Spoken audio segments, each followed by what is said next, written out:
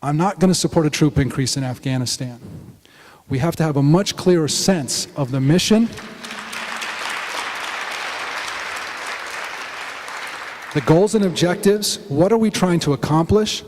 What is going to be the cost in American lives? And what's it going to cost us financially? We've already spent $1 trillion that we've wasted in the war in Iraq. We can't move that to Afghanistan. I've been in civilian service. I've never had to put my life on the line for our country. I have many friends in the armed forces. It's sort of the other side who do.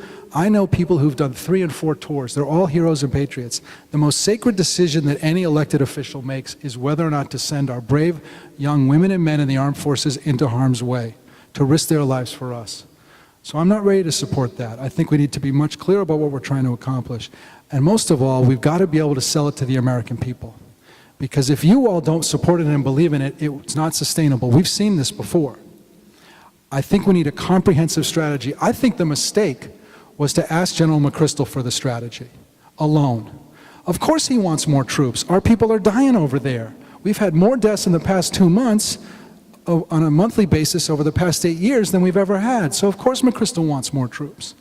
But we need a comprehensive foreign policy strategy, not just for Afghanistan, but for the region. Al-Qaeda is mostly in Pakistan. Pakistan has nuclear weapons. That's the real danger. We're spending $68 billion in Afghanistan and only $2 billion in Pakistan. Vice President Biden has been raising the alarm bells on this. Senator Kerry, who's just over there, has been raising the alarm bells on this.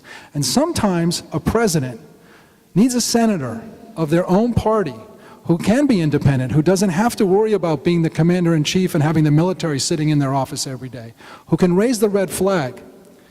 If LBJ had listened to William Fulbright, the Great Society would have been saved. We wouldn't have lost tens of thousands of lives in Vietnam. We wouldn't have destroyed the military for a generation.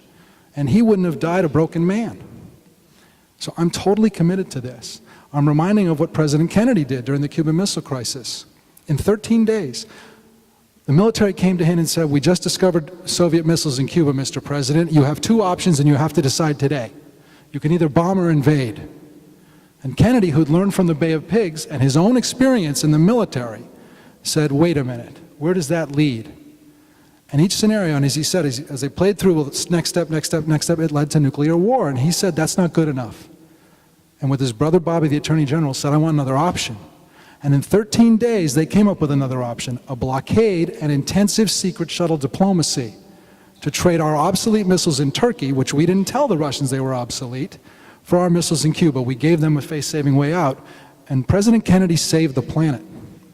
And I think that's the kind of determination and focus we need to take to Afghanistan. There is another way to do this. We can't let it become a haven for terrorists. We just can't abandon the people there now that we've been in there. But escalation is not the right answer. And I just wanted to share that with you since it didn't come up.